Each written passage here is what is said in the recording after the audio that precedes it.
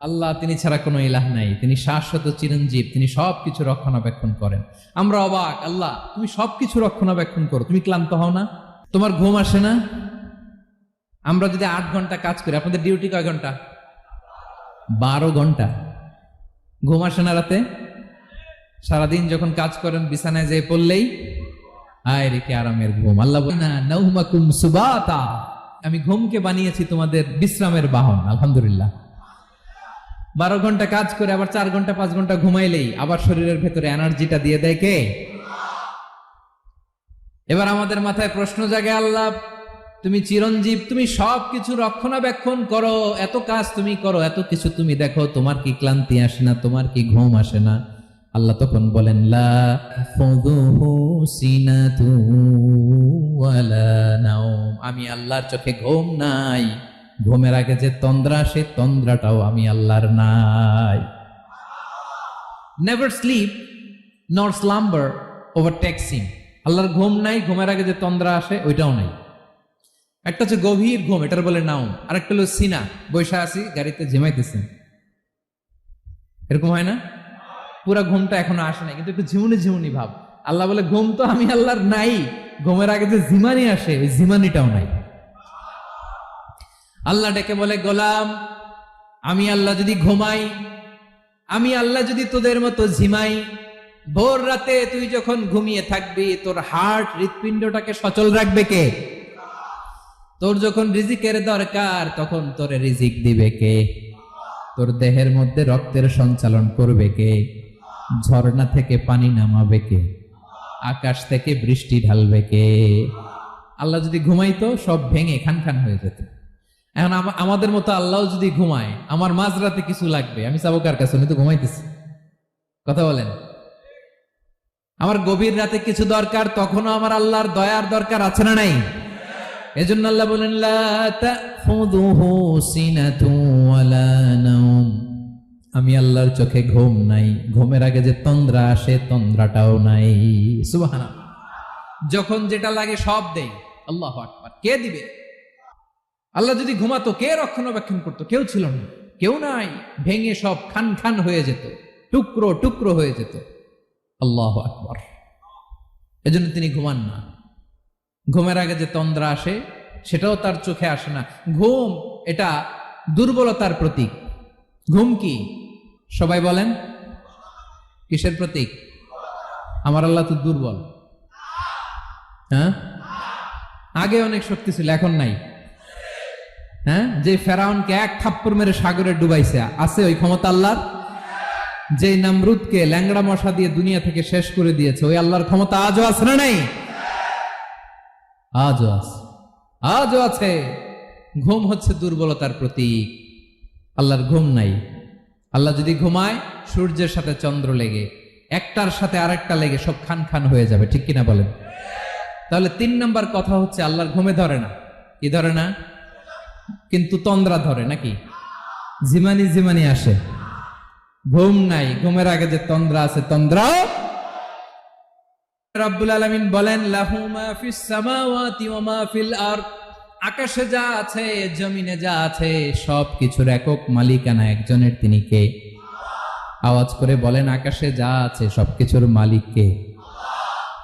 তো জমিনে যা আছে এগুলোর মালিক কে?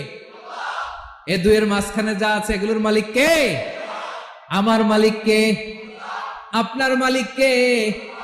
আপনার সন্তানের মালিক কে? আপনার সম্পদের মালিক কে? সব কিছুর মালিক কে?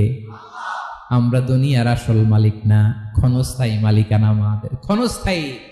আমার আমার আমার বলতে বলতে গলা শুকিয়ে ফেলি। যেই বাড়িতে আমার দাদা পরদাদা ছিল তারা বলতো এটা আমার বাড়ি,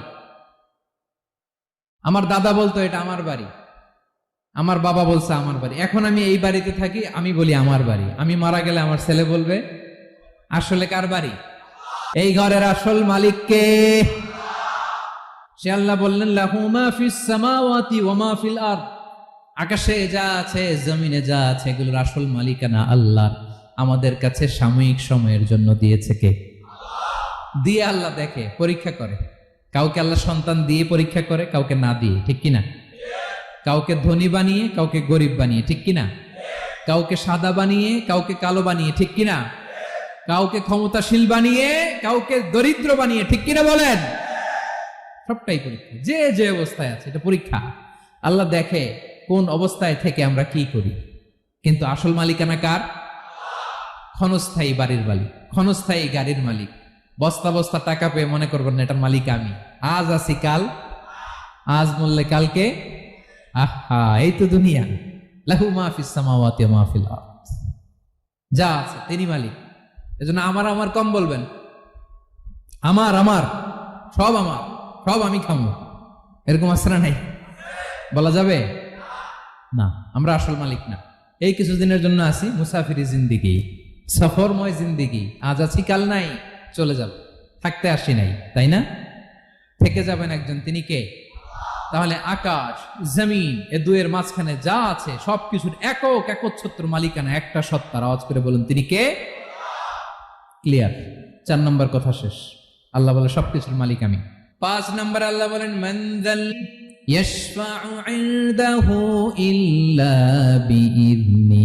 কার এত ক্ষমতা, কার এত বড় সাহস আল্লাহর অনুমতি ছাড়া আল্লাহর সামনে দাঁড়িয়ে সুপারিশ করে?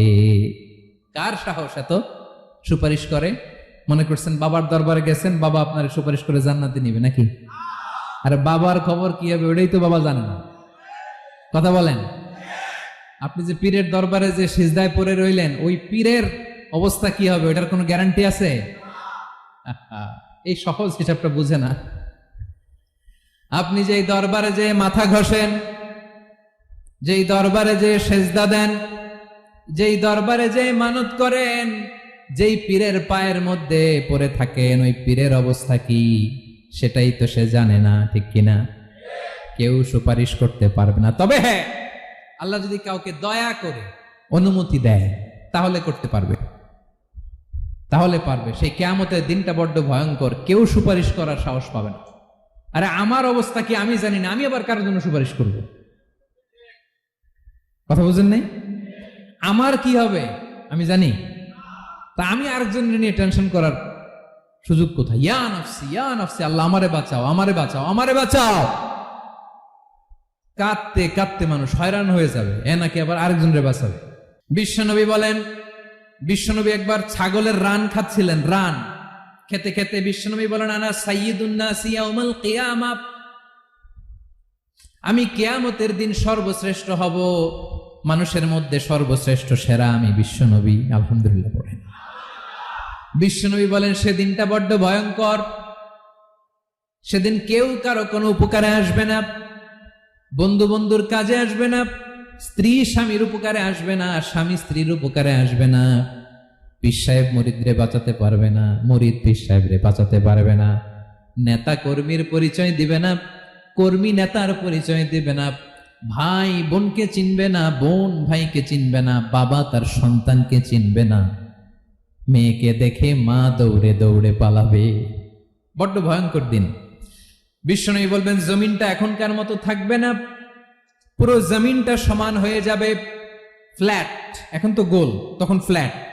সবাই এক জমিনের উপরে দাঁড়াবে, সূর্যটা মাথার কাছে চলে আসবে, সূর্যের গরমে মানুষের মাথার মগজ গলে গলে কানের ছিদ্র নাকের ছিদ্র দিয়ে বেয়ে বেয়ে পড়বে।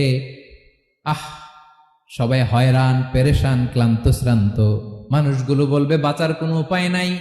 50,000 বছর মানুষ এরকম দৌড়াবে, চিৎকার করবে, কাঁদবে, বাঁচার কোনো উপায় নাই। সবাই বলবে আহ, আল্লাহ যদি বিচারটা শুরু করতো, যা হবার হবে, আগে বিচার শুরু করুন। বিচারই শুরু হয় না, বিচার শুরু হইতেই 50,000 বছর। আল্লাহ, 50,000 বছর, 5,000, 15,000 না, 50,000 বছর এরকম যাবে। মানুষগুলো কাঁদতে কাঁদতে বলবে চলো আমরা আদম আলাইহিস সালামের কাছে যাই, যেন আল্লাহর যে সুপারিশ করে, আল্লাহ আপনি বিচার শুরু করেন। কিয়ামতের ময়দানে সবাই মিলে সাইয়েদনা আদম আলাইহিস সালামের কাছে যেয়ে বলবে ইয়া আবাল বাশার ইয়া আউয়ালাল আম্বিয়া, নবী আপনি দুনিয়ার বুকে প্রথম নবী, আল্লাহ নিজ হাতে আপনারে 60 হাত লম্বা করে বানিয়েছেন, আপনার সম্মানে ফেরেশতাদেরকে সেজদা দিতে বলেছেন, দুনিয়ার প্রথম নবী, প্রথম মানুষ আপনি, আপনি আল্লাহর যে সুপারিশ করেন যেন আল্লাহ বিচার শুরু করে। আদম আলাইহিস সালাম বলবেন আমি পারবো না, কারণ আল্লাহ আমাকে একটা নিষিদ্ধ গাছের কাছে যেতে নিষেধ করেছিল, আমি ভুল করে এই গাছের ফল খেয়েছি। নাফসি নাফসি, আজকে আমার কি হবে আমি জানি না, আমি বড় লজ্জিত। আমারে যদি আল্লাহ জিজ্ঞেস করে কেন খাইছিলাম, আমার কোনো উত্তর নাই। তোমারে বাঁচামো কেমনে আমি? নবীরা থার থার করে কাঁপবে সেদিন। আদম আলাইহিস সালাম বলবেন আমি পারবো না, মাফ করো আমাকে, আমি পারবো না। ওই যে ভুল করে গন্ধম খেয়ে ফেলেছি, নিষিদ্ধ গাছের ফল খেয়ে ফেলেছে, আমি বড় লজ্জিত, অনুতপ্ত, আমি পারবো না। আজকে আল্লাহ এত রাগান্বিত হয়েছে, আগে কখনো আল্লাহ এত রাগান্বিত হয় নাই, ভবিষ্যতেও আল্লাহ কখনো এত রাগান্বিত হবে না। আমি পারবো না। এক কাজ করো, তোমরা নূহ আলাইহিস সালামের কাছে যাও। কোন নবী? লোকেরা এবার পাগলের মতো দৌড়াতে দৌড়াতে আল্লাহর নবী নূহ আলাইহিস সালামের কাছে যেয়ে বলবে, ইয়া নবী আল্লাহ নূহ, আনতা আউয়ালুর রুসুলি ফিল আরদ, আপনি জমিনে প্রথম রাসূল। আদম আলাইহিস সালাম নবী ছিলেন, রাসূল ছিলেন না। এই দুনিয়ার বুকে প্রথম রাসূল ছিলেন আল্লাহর নবী নূহ আলাইহিস সালাম। সবাই বলবে, ও নবী আল্লাহ নূহ, রাসূল আল্লাহ নূহ, আল্লাহ আপনাকে আবদান শাকুরা, শুকরগুজার বান্দা বলে কোরআনে বলেছে। কোরআনে নূহ আলাইহিস সালামের নামেও সূরা আছে না নাই? আপনি আল্লাহর প্রিয় বান্দা, প্রিয় রাসূল। দেখেন আমাদের কি দশা, ঘামতে ঘামতে শেষ। জমিনটা তামার জমিন, সূর্যটা মাথার কাছে, কি করবো আর পারি না, ঘামতে ঘামতে আর কত ঘামবো, কত দাঁড়িয়ে থাকবো। আল্লাহরে যে বলেন বিচার যেন শুরু করে। নূহ আলাইহিস সালাম বলবেন আমিও পারবো না, আমিও পারবো না। আমি আমার ছেলের জন্য এক কথা বলে ভুল করে ফেলছি। যখন মহাপ্লাবন হবে আমি বললাম, আল্লাহ আমার কলিজার টুকরা সন্তান রে বাঁচান। আল্লাহ বললেন, ও নূহ, সে তোমার সন্তান না, কারণ সে ঈমান আনে নাই, সে পাহাড়ের উপর দাঁড়িয়েছে, দেখি কেমনে সে বাঁচে। ওই যে আমি একটা না বুঝে আবদার করেছি, আল্লাহ আমার উপর রেগে গিয়েছিলেন। আজকে আল্লাহ ওই ব্যাপারে যদি আমারে প্রশ্ন করে, আমার কোনো জবাব নাই, আমি পারবো না, মাফ করো। তোমরা সবাই মিলে আল্লাহর খালিল ইব্রাহিম আলাইহিস সালামের কাছে যাও। লোকগুলো পাগলের মতো খুঁজতে আরম্ভ করবে, অযুত লক্ষ নিযুত কোটি মানুষের ভিড়ে আল্লাহর খালিল ইব্রাহিমকে যে বলবে, ইয়া খালিলুল্লাহ, ও আল্লাহর খালিল, আল্লাহ আপনাকে বড্ড ভালোবেসেছেন, আপনি কাবা বানিয়েছেন, আল্লাহ আপনাকে বড্ড পছন্দ করেন। দেখেন আমাদের কি অবস্থা। আপনি যে আল্লাহর কাছে সুপারিশ করেন যেন আল্লাহ আজকে বিচার শুরু করে। আল্লাহর নবী ইব্রাহিম বলবেন, আমিও পারবো না। আমি আমার জীবদ্দশায় 3টা মিথ্যা বলেছি। কয়টা? আসলে মিথ্যা না, একটু টুইস্ট করে, কৌশল করে কথা বলেছিলেন, ওইটাকে হাদিসে মিথ্যা বলা হয়েছে। আমি জীবনে 3টা মিথ্যা বলেছি, জীবন বাঁচানোর তাগিদে কৌশল করে 3টা কথা বলেছি। আজকের এই কঠিন ময়দানে আল্লাহ যদি ওই 3টা কথার ব্যাপারে জিজ্ঞেস করে, লজ্জায় আমি মাথা দেখাতে পারবো না, আমিও পারবো না, আমিও পারবো না। আজকে আল্লাহ এত রেগে আছে, আগে কখনো এত রাগে নাই, পরেও রাখবে না। তোমরা সবাই মিলে বনি ইসরাইলের নবী মূসা আলাইহিস সালামের কাছে যাও।